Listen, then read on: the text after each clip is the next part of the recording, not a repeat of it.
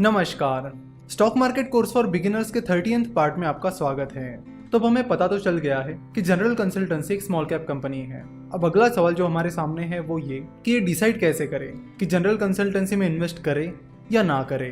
ये एक बहुत ही इंपॉर्टेंट सवाल होता है कि किसी कंपनी में इन्वेस्ट करें या ना करें, करे तो क्यों, ना करे तो क्यों। देखो, किसी भी कंपनी में इन्वेस्ट करने से पहले आपको दो चीजें पता होनी चाहिए जो कि बहुत इंपॉर्टेंट है। वो ये कि क्या वो कंपनी आगे ग्रो करेगी या नहीं, यानी उसका बिजनेस परफॉर्मेंस आने वाले सालों में कंसिस्टेंटली अच्छा रहेगा या नहीं।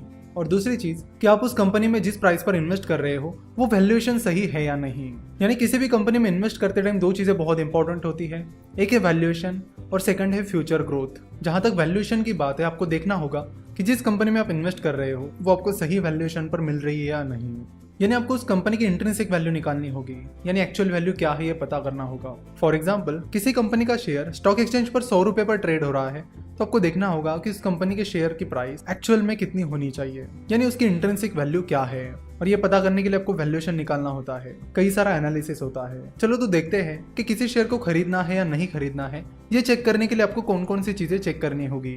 तो इसके लिए आपको बहुत सारे अलग अलग फैक्टर्स चेक करने होंगे, जैसे कि फाइनेंशियल स्टेटमेंट्स का एनालिसिस करना, कंपनी के प्रोडक्ट्स एंड सर्विसेज का एनालिसिस करना, कंपनी के मैनेजमेंट का एनालिसिस करना और कंपनी का वैल्यूएशन निकालना। तो ये वो चार इंपॉर्टेंट चीजें हैं जिन पर आपको काफी ज्यादा फोकस रखना होगा।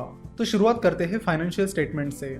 मिस्टर वॉरेन बफेट कहते हैं कि you have to understand accounting and you have to understand the nuances of accounting. It's a language of business and it's an imperfect language. But unless you are willing to put in the effort to learn accounting, that is how to read and interpret financial statements, you really shouldn't select stocks yourself. यानी वो कहते हैं कि accounting business की language है। अगर आप इसे नहीं सीखोगे, यानी आप फाइनेंशियल स्टेटमेंट्स को कैसे पढ़ना है, उसका कैसे एनालिसिस करना है, ये नहीं सीखोगे तो आपको खुद से स्टॉक नहीं सिलेक्ट करने चाहिए। यानी इसका मतलब ये है कि अगर आपको फाइनेंशियल स्टेटमेंट को रीड करना और उसका एनालिसिस करना नहीं आता है तो आपको खुद से स्टॉक सिलेक्ट नहीं करने चाहिए। इसलिए जरूरी है कि आप फाइनेंशियल स्टेटमेंट को पढ़ना सीखो, उन्हें एनालाइज करना सीखो।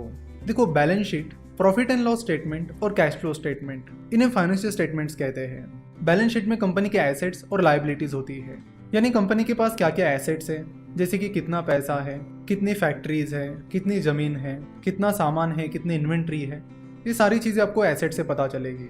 वही कंपनी पर क्या क्या देनदारियां है, यानी कितना डेट दैट इज कर्ज है और बाकी क्या क्या देनदारियां है, ये सारी चीजें लायबिलिटी साइड में आपको मिलेगी। उसके बाद आता है profit and loss statement. Profit and loss statement में कंपनी का रेवेन्यू, कंपनी के एक्सपेंसेस और कंपनी का प्रॉफिट आपको मिलता है, यानी कंपनी ने कितना सेल किया है, कंपनी के कितने एक्सपेंसेस यानी खर्चे हुए हैं और बाद में कंपनी को कितना प्रॉफिट हुआ है। ये सारी चीजें आपको प्रॉफिट एंड लॉस स्टेटमेंट से पता चलती है। वही कैश फ्लो स्टेटमेंट में आपको पता चलता है कि कंपनी के अंदर कितनी कैश आई है और कंपनी से कितनी कैश बाहर गई है। तो यहाँ पर आप टीसीएस की बैलेंस शीट देख सकते हो। तो यहाँ पर एसेट साइड में आप देख सकते हो कि कंपनी के पास कितनी प्रॉपर्टी, प्लांट और इक्विपमेंट है, कंपनी के पास कितने इंटेंजिबल एसेट्स हैं। वही लायबिलिटी साइड में आप देख सकते हो कि कंपनी की कितनी बोरोइंग है।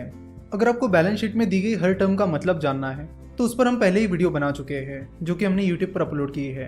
तो अब यूट्यूब पर जाकर बैलेंस शीट फिनोवेशंस ऐसे सर्च कर लीजिए, जिसके बाद आपको हमारे बैलेंस शीट के वीडियो मिल जाएंगे जिसमें हमने बताया है कि बैलेंस शीट में जो टर्म्स है उसका मतलब क्या होता है। तो हर एक टर्म का मतलब बड़ी डिटेल में हमने उसमें समझाया है।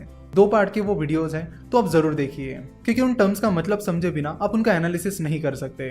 तो पहली स्टेप है कि बैलेंस शीट की टर्म समझना, जो आपको इन वीडियोस में मिल जाएगी। नेक्स्ट है प्रॉफिट एंड लॉस स्टेटमेंट। तो प्रॉफिट एंड लॉस स्टेटमेंट में आप यहाँ पर देख सकते हो कि कंपनी का रेवेन्यू कितना है, कंपनी के एक्सपेंसेस कितने हैं और फिर आखिर में यहाँ पर आप देख सकते हो कि कंपनी को कितना प्रॉफिट हुआ है, यानी प्रॉफिट फॉर द ईयर। तो फाइनेंशियल ईयर 2019 में टीसीएस को 30,065 करोड़ का प्रॉफिट हुआ है।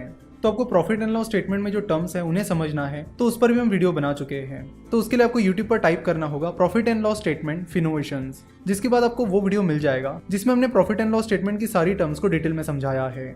वैसे प्रॉफिट एंड लॉस स्टेटमेंट बहुत ही सिंपल होता है। सबसे ऊपर होता है रेवेन्यू, यानी कंपनी का टोटल सेल कितना हुआ है, उसमें से एक्सपेंसेस डिडक्ट किए जाते हैं, यानी जो कि एम्प्लॉय की सैलरी है, कंपनी को अपने प्रोडक्ट बनाने में जो खर्चा आया है वो डिडक्ट किया जाएगा, और फिर बाकी चीजें जैसे कि डिप्रिसिएशन एंड अमोर्टाइजेशन, इंटरेस्ट और टैक्सेस, ये सारी चीजें रेवेन्यू से डिडक्ट करने के बाद आपको कंपनी का नेट प्रॉफिट मिलेगा।